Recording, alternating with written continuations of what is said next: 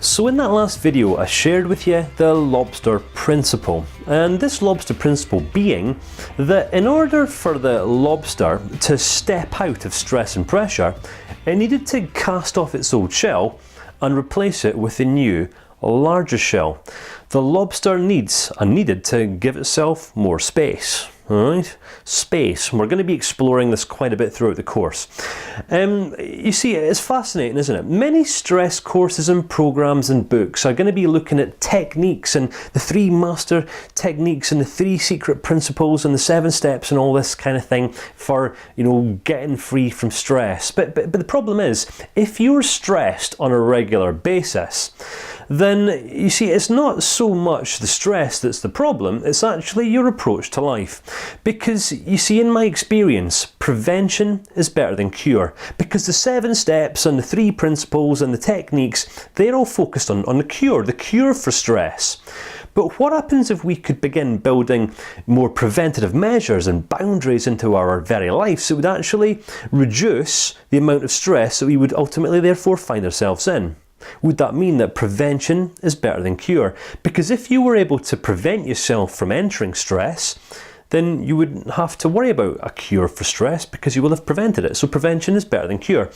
You see, with the lobster, in order for the lobster to grow, it needed to cast off its old shell and then replace that with a new shell that it would grow into that would allow it more space. You see, the world of psychology has this idea. It's called the stress bucket theory, alright? And it's a pretty basic theory in all fairness. But this stress bucket paints a picture of our lives. Now, in the last few videos, I've suggested that over the years I have learned an approach to life, some life lessons and some strategies for not just managing stress, but for also getting out of it as soon as I step into it. Because you see, stress affects us all in completely different ways, and we all have completely different capacities for managing stress in the first place. You see, some people can only manage a tiny little bit of stress.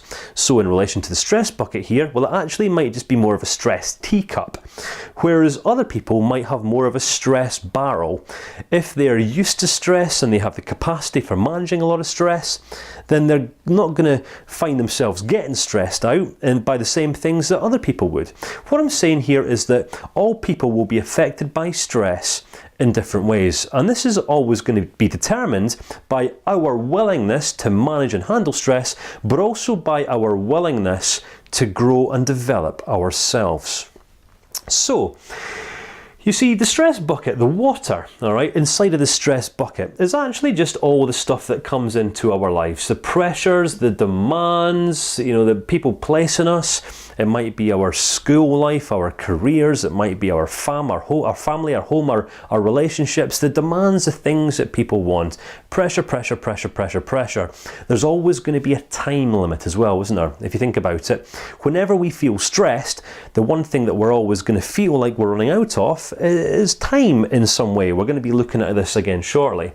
So, you see, as stress enters our lives, we'll reach a point where, we just can't take any more. And when this stage comes, if our bucket does not grow, then it's all going to start pouring out over the sides, and this is where things start getting messy. Because if we reach a stage where we're no longer able to contain and manage our stress, then it's going to start affecting other people outside of us, which could be families, and please excuse my really bad drawings.